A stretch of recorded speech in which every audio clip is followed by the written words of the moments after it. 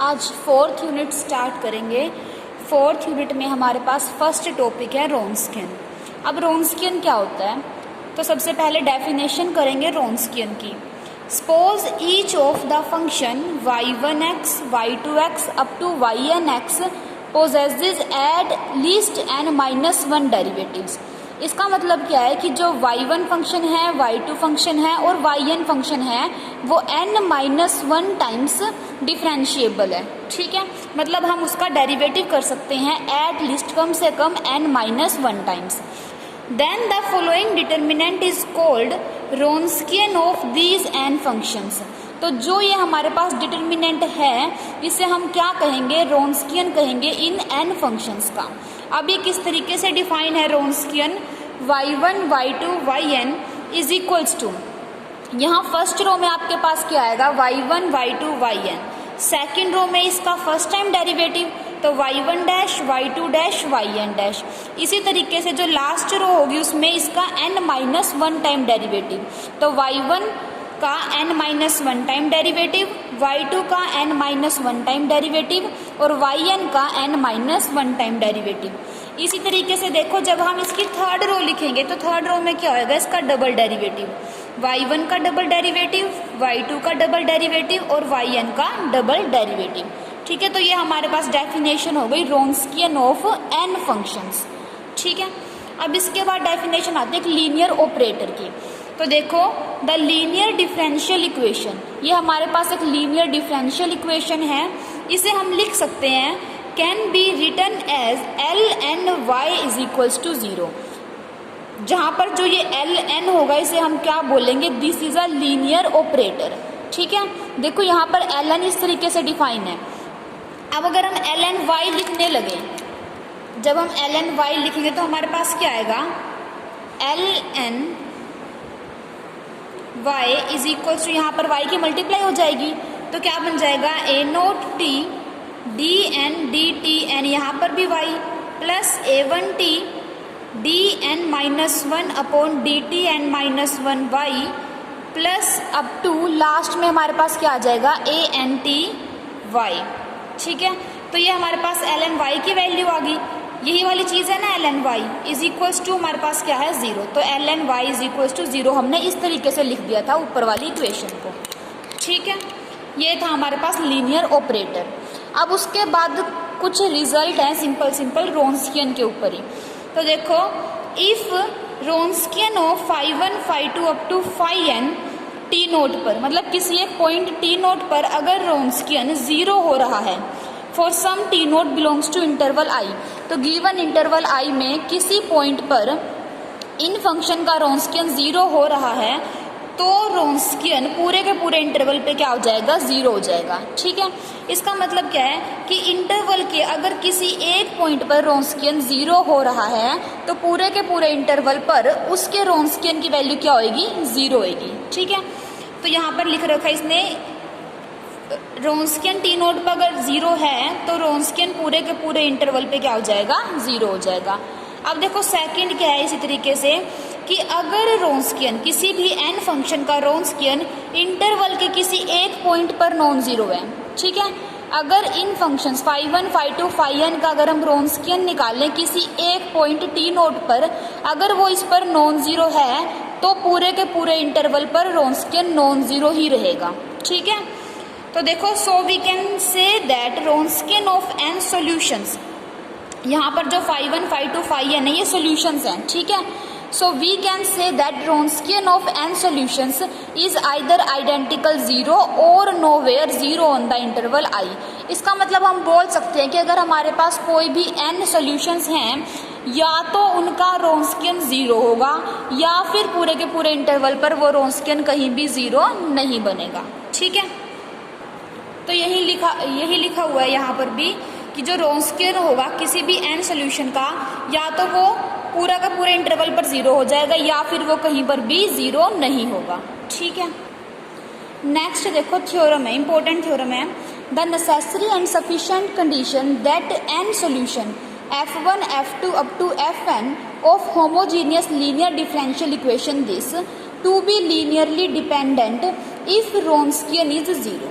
देखो इसका मतलब क्या है, नेसेसरी एंड सफिशिएंट कंडीशन है। हमारे पास n सॉल्यूशन है किसके, इस होमोजीनियस लीनियर डिफरेंशियल इक्वेशन के। तो जो ये n सॉल्यूशंस हैं ये लीनियरली डिपेंडेंट कब होंगे, अगर इनका जब हम रोन्स्कियन निकाले वो 0 आ जाए।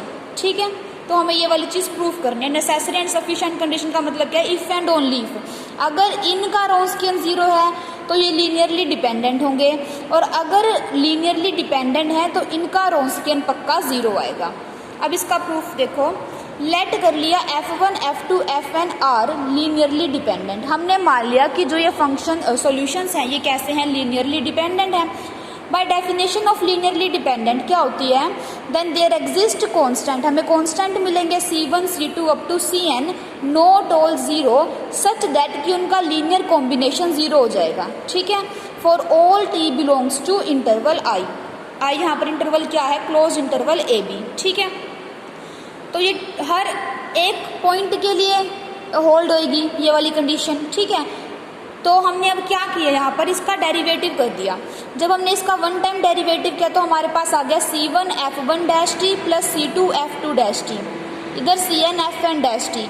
इसी तरीके से हम इसका 2 टाइम डेरिवेटिव करेंगे और लास्ट में n-1 टाइम डेरिवेटिव किया तो हमारे पास ये वाली इक्वेशन आ गई। अब देखो ये वाली जो कंडीशन थी वो हर एक पॉइंट के लिए ट्रू थी इंटरवल के, तो हमने इंटरवल में से एक पॉइंट टी नोट ले लिया, उसके लिए भी ये कंडीशन होल्ड करेगी। तो हमने जब इसके अंदर टी नोट पुट किया तो हमारे पास ये वाला सिस्टम आ गया।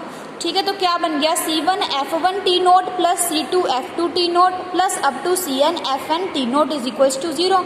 इसी तरीके से हमने सेकंड वाली इक्वेशन में भी टी नोट पुट कर दिया, और इसी तरीके से लास्ट वाली इक्वेशन में भी हमने टी नोट पुट कर दिया। ठीक है, अब देखो this is a system of n homogeneous equation.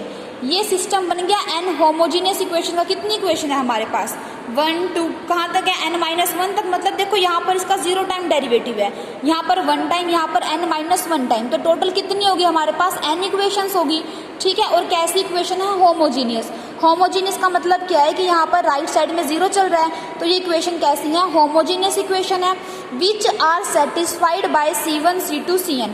देखो c1 c2 cn जो हैं ये इस इक्वेशंस को सेटिस्फाई कर रहे हैं, तभी आंसर 0 आ रहा है। ठीक है, it mean c1 c2 cn क्या हो गए, इसके सॉल्यूशंस हो गए। और कैसे सॉल्यूशंस हो गए, नॉन जीरो सॉल्यूशंस, क्योंकि हमने अभी ऊपर बोला था ना c1 c2 cn not all 0। ठीक है, तो यहाँ पर इस n होमोजीनियस इक्वेशन सिस्टम के c1 c2 cn सॉल्यूशंस हो गए जो क्या है, नॉट ऑल 0 है। ठीक है, तो इसका मतलब so the determinant of the coefficient of c1 c2 cn is equals to 0। तो इसका मतलब जो c1 c2 cn के जो कोफिशिएंट होंगे उनका डिटर्मिनेंट 0 होगा, क्योंकि देखो होमोजीनियस सिस्टम के पास हमारे पास नॉन जीरो सोल्यूशन मिल गया। ठीक है, और अगर उसके पास नॉन जीरो सोल्यूशन है तो पक्का उसके कोफिशिएंट का जो डिटर्मिनेंट होगा वो क्या होगा, 0 होगा। ये वाली चीज़ हम पहले पढ़ चुके हैं सिस्टम ऑफ लीनियर इक्वेशंस के अंदर। ठीक है, तो यहाँ पर जो इसका डिटर्मिनेंट होगा, हमने इसका डिटर्मिनेंट लिख लिया कोफिशिएंट का, f1 t note f2 t note fn t note. ठीक है, इसी तरीके से सेकंड हमारे पास f1 dash T note f2 dash T note fn dash T note, और लास्ट इक्वेशन में भी हमने इस तरीके से डिटर्मिनेंट क्या आ गया हमारे पास, 0। अब देखो ध्यान से, जो डिटर्मिनेंट है ये क्या है, रोन्स्कियन ही तो है फंक्शन का। तो यहाँ पर हम लिख सकते हैं कि Wronskian of f1 f2 up to fn, कहाँ पर, टी नोट पर, क्योंकि हमने वहाँ टी नोट पुट किया हुआ था, तो रोन्स्कियन हमारे पास क्या आ गया, 0 आ गया। और अभी हमने पढ़ा था कि अगर किसी भी फंक्शंस का, ये सॉल्यूशंस हैं f1 f2 fn, किसी भी सॉल्यूशंस का अगर रोन्स्कियन किसी एक पॉइंट पर 0 आ जाए इंटरवल के, तो वो पूरे के पूरे इंटरवल पर क्या हो जाता है, रोन्स्कियन 0 हो जाता है। तो इसका मतलब since t note is any arbitrary point of interval I, ठीक है, तो टी नोट तो कोई भी आर्बिटरी पॉइंट था, तो रोन्स्कियन हर एक पॉइंट के लिए, इस इंटरवल के हर एक पॉइंट के लिए क्या हो जाएगा, 0। तो हम क्या मानकर चले थे, f1 f2 fn को लीनियरली डिपेंडेंट लेकर चले थे, और हमने दिखा दिया उसका जो रोन्स्कियन है वो क्या आ गया, 0 आ गया। अब देखो कन्वर्सली क्या करेंगे, रोन्स्कियन को 0 मानकर चलेंगे और दिखाएंगे कि जो f1 f2 fn है ये लीनियरली डिपेंडेंट है। तो देखो लेट कर लिया, Wronskian of f1 f2 up to fn 0 है इंटरवल के हर पॉइंट के लिए। ठीक है, तो हमने इंटरवल के हर पॉइंट के लिए 0 है, तो टी नोट हमने कोई भी एक पॉइंट ले लिया इंटरवल का, तो उसके ऊपर भी इस रोन्स्कियन की वैल्यू क्या हो जाएगी, 0। तो रोन्स्कियन ऑफ f1 f2 fn कहाँ, टी नोट पर क्या हो जाएगी, 0। तो रोन्स्कियन क्या होएगा इसका, टी नोट पर F1 F2 Fn t naught पर लेंगे ना, यहाँ पर टी नोट पॉइंट पर लिख रहे हैं। सेकंड में क्या होगा इसका derivative F1 dash F2 dash Fn dash. इसी तरीके से लास्ट में F1 n-1 time derivative, F2 का n-1 टाइम डेरिवेटिव और Fn का n-1 टाइम डेरिवेटिव। ठीक है, इसका रोन्सकियन क्या हो जाएगा 0। अब देखो consider the system of linear equations. हमने ये सिस्टम कंसीडर कर लिया लीनियर इक्वेशंस का। कैसे? C1 F1 t not plus C2 F2 t not Cn Fn t note is equals to 0। मतलब इसकी C1 से मल्टीप्लाई प्लस C2 से प्लस Cn से, ठीक है, इज इक्वल्स टू 0। इसी तरीके से सेकंड रो में भी इसकी C1 से मल्टीप्लाई प्लस C2 से मल्टीप्लाई प्लस Cn से मल्टीप्लाई इज इक्वल्स टू 0। और इसी तरीके से हमने लास्ट वाली में भी कर दिया। ठीक है, तो हमारे पास ये एक सिस्टम बन गया लीनियर इक्वेशंस का। ठीक है, तो देखो and it must have a non trivial solution. क्योंकि इसके कोफिशिएंट का डिटर्मिनेंट 0 आ रहा है तो पक्का इसके पास नॉन ट्रिवियल सॉल्यूशंस होगा। ठीक है, क्योंकि ये लीनियर होमोजीनियस इक्वेशन है और इनके कोफिशिएंट का जो डिटर्मिनेंट है वो 0 आ रहा है, तो इसका मतलब इसके पास पक्का नॉन ट्रिवियल सॉल्यूशन एग्जिस्ट करेगा। और हमने मान लिया वो नॉन ट्रिवियल सॉल्यूशन कौन सा है, C1 dash C2 dash Cn dash. ठीक है, वो सॉल्यूशन हो गया इस इक्वेशंस का। मतलब C1 डैश पुट करेंगे C2 डैश और Cn डैश पुट करेंगे जब C1 C2 Cn की जगह, तो वो इस सिस्टम को सेटिस्फाई करेगा। अब देखो हमें पता है ये होमोजीनियस इक्वेशन है, जो C1 C2 dash Cn dash है वो होमोजीनियस इक्वेशंस का सॉल्यूशन है। अब हमने एक फंक्शन डिफाइन कर लिया ft जो फंक्शन है वो इस तरीके से डिफाइन है C1 dash F1t plus C2 dash F2t plus up to Cn dash Fnt। ठीक है, तो हमें पता है अगर F1 F2 Fn सॉल्यूशंस हैं, ठीक है, अगर F1 F2 Fn सॉल्यूशन है होमोजीनियस लीनियर डिफरेंशियल इक्वेशन के, तो उनका लीनियर कॉम्बिनेशन भी सॉल्यूशन बनेगा। तो यहाँ पर देखो C1 F1t plus C2 dash F2t plus up to Cn dash Fnt, ये वो है लीनियर कॉम्बिनेशन है सॉल्यूशंस का। किसके सॉल्यूशन का? होमोजीनियस इक्वेशंस के सॉल्यूशन का। तो पक्का ये भी सॉल्यूशन बनेगा। तो इट मीन्स Ft भी क्या बन जाएगा, सॉल्यूशन बन जाएगा किसका, Lny इज इक्वल्स टू 0 का। ठीक है, ऑल्सो एफ टी नोट क्या आएगा 0, क्योंकि ये एफ टी नोट है, इसका आंसर 0 आ रहा है। एफ डैश टी नोट भी क्या आ रहा है 0, और इसी तरीके से Fn-1 टी नोट भी क्या आ रहा है 0 आ रहा है। ठीक है, तो यहाँ से हमारे पास एक तो सोल्यूशन ये बन रहा है Ft, जो सारी की सारी इनिशियल कंडीशन को सेटिस्फाई कर रहा है, और एक ये होमोजीनियस इक्वेशन है तो इसके पास एक 0 सोल्यूशन भी पक्का मिलेगा, क्योंकि होमोजीनियस इक्वेशन के पास 0 सोल्यूशन तो होता ही है। तो अब देखो एक तो हम बोल रहे हैं Ft सोल्यूशन है और एक 0 सोल्यूशन है, बट यूनिकनेस ऑफ सोल्यूशन मतलब इसके पास यूनिक सोल्यूशन एग्जिस्ट करेगा। तो इट मीन्स Ft को किसके इक्वल होना पड़ेगा, 0 के इक्वल। तो यहाँ से हमने लिख दिया Ft is equals to 0 for all t belongs to interval, close interval A B. अब यहाँ पर Ft की वैल्यू पुट कर दी is equals to 0। Since we have assumed that जो C1 C2 Cn थे वो नॉट ऑल 0 थे। ठीक है, C1 C2 Cn थे जो वो नॉट ऑल 0 थे। सॉरी, यहाँ पर C1 डैश, क्योंकि Ft की जो वैल्यू थी वो C1 डैश था, तो C1 dash F1t plus C2 dash F2t plus up to Cn dash Fnt is equals to 0। ठीक है, अब जो ये C1 C2 dash C1 dash C2 dash और Cn डैश था वो नॉन ट्रिवियल सोल्यूशन था। नॉन ट्रिवियल सोल्यूशन का मतलब क्या है कि नॉट ऑल 0, मतलब ये नॉन 0 होंगे C1 C2 Cn डैश। ठीक है, तो इट मीन्स हमने जो एज्यूम किया था कि ये जो सारे के सारे हैं वो नॉन 0 है। Since we have assumed that C1 dash, C2 dash and Cn dash are not all 0, तो अब देखो इन F1, F2, Fn का लीनियर कॉम्बिनेशन 0 हो रहा है, जहाँ पर जो स्केलर हैं वो कैसे हैं, नॉट ऑल 0। तो इसका मतलब F1, F2, Fn क्या हो जाएंगे, लीनियरली डिपेंडेंट।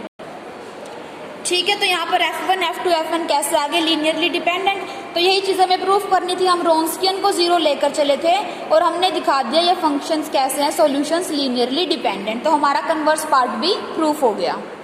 अब इसके बाद इसी के ऊपर बेस्ड एक क्रोलरी है, छोटी सी, बिल्कुल ईजी है।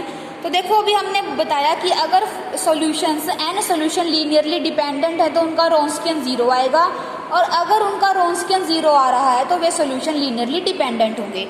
अब देखो हम लीनियरली इंडिपेंडेंट पर करेंगे। A necessary and sufficient condition that n सॉल्यूशन phi 1 phi 2 phi n of l n y is equals to 0 on an interval i be linearly independent. Linearly independent के लिए क्या कंडीशन है कि उनका रोंस्कियन नॉन जीरो होगा। अगर रोंस्कियन नॉन जीरो है तो ये जो सॉल्यूशंस होंगे ये कैसे हो जाएंगे, लीनियरली इंडिपेंडेंट हो जाएंगे। तो इसका प्रूफ देखो फटाफट, बहुत ईजी है। हमने लेट कर लिया phi 1 phi 2 phi n linearly independent है। हमें दिखाना है अगर लीनियरली इंडिपेंडेंट है तो रोंस्कियन नॉन जीरो होगा। हमने उल्टा मान लिया, हमने मान लिया कि जो ये फंक्शन सॉल्यूशंस है ये लीनियरली इंडिपेंडेंट है, बट जो इनका रोंस्कियन है वो जीरो आ रहा है। ठीक है, इनका रोंस्कियन हमने मान लिया जीरो आ रहा है। अगर अब पीछे वाले थ्योरम का यूज कर दो जो हमने अभी प्रूफ की थी कि अगर रोंस्कियन जीरो है तो पक्का ये फंक्शंस कैसे होंगे, लीनियरली डिपेंडेंट होंगे। बट अभी हम क्या मान कर आए हैं, सारे के सारे जो सॉल्यूशंस है लीनियरली इंडिपेंडेंट। तो कॉन्ट्राडिक्शन, अगर कॉन्ट्राडिक्शन क्यों आई, क्योंकि हमने मान लिया था इनका जो रोंस्कियन है वो जीरो आ रहा है। ठीक है, तो इसका मतलब hence we must have Wronskian of phi 1 phi 2 up to phi n is non zero for all t belongs to i। ठीक है, अब कन्वर्स पार्ट करते हैं। देखो हमने मान लिया जो रोंस्कियन है वो नॉन जीरो है, और क्या शो करना है कि जो phi 1 phi 2 phi n होंगे वो लीनियरली इंडिपेंडेंट होंगे। तो देखो अभी हम उल्टा मान कर चलेंगे इसमें भी। तो रोंस्कियन हमने मान लिया नॉन जीरो है, so we have to prove that phi 1 phi 2 phi n are linearly independent. हमने मान लिया let if possible phi 1 phi 2 phi n are linearly dependent मान लिया। अब अगर लीनियरली डिपेंडेंट है तो पीछे वाली थ्योरम का यूज कर दो। पीछे वाली थ्योरम में क्या था कि अगर n सॉल्यूशंस का अगर n सॉल्यूशंस हैं जो लीनियरली डिपेंडेंट हैं तो उनका रोंस्कियन पक्का क्या आएगा, जीरो आएगा।